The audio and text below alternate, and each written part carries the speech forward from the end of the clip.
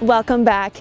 You may remember my next guest from a story I did early last spring involving the Second Chance Trail Ride. Well, today, Faye and Morris Irvine are back to share their entire story of how one family, who they don't even know, their selflessness and their bravery, and the Irvine's own courage and determination gave Morris a second chance at life. I'm from Limburg, Alberta. I worked at the Canadian salt plant for 33 years. I have horses. I drive them quite a bit, and a saddle horse.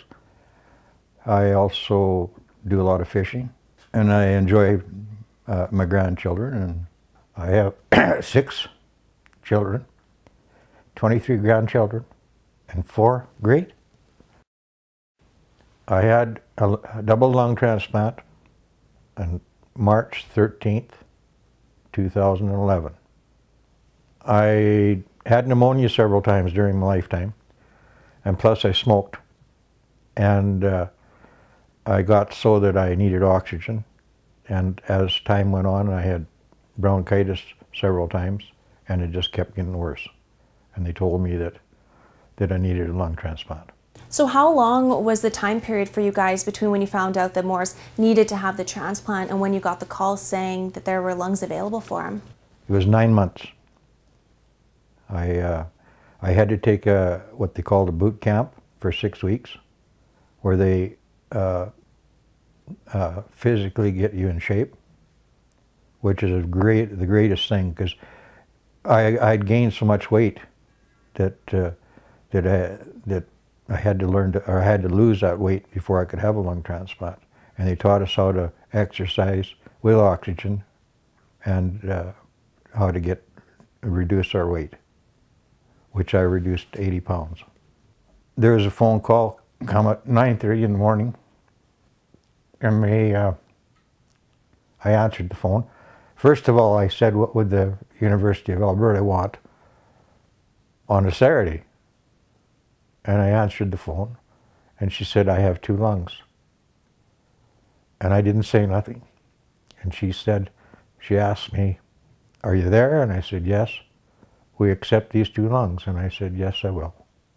I started planning his funeral. Not out loud, but mentally. Thinking, how are we going to do this? How am I going to do it?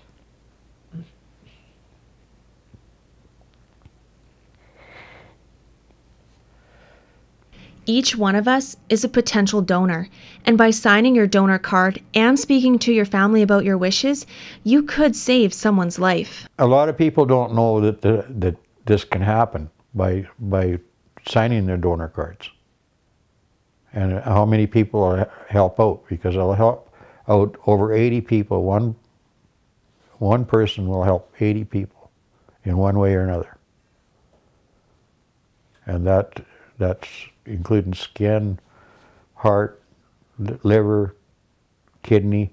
It's very important that you sign it, because you're helping not only grown-ups, but you're helping children too with a second chance of life, like diseased lungs and diseased heart and stuff like that. Well, I know of a little girl or a baby that's had 2 heart transplants, and she's doing very well now. And it's amazing. And her heart was from somebody older, and she's doing good. So I just plea for everybody to sign their donor cards. That's all I can say. When you sign your donor card, you have to talk it over with your family. Your children have to know, your parents have to know, your siblings have to know that is your wish. And then it is so much simpler.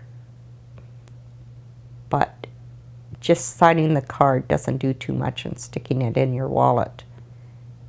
Because when you're in an accident, nobody's going through your wallet to find your donor card. So everybody has to know, all your loved ones have to know, and they have to know that it's your wish. These days, Morris leads a very healthy and full life, but it was a long and difficult journey for him and his family to get there, and that story's up next.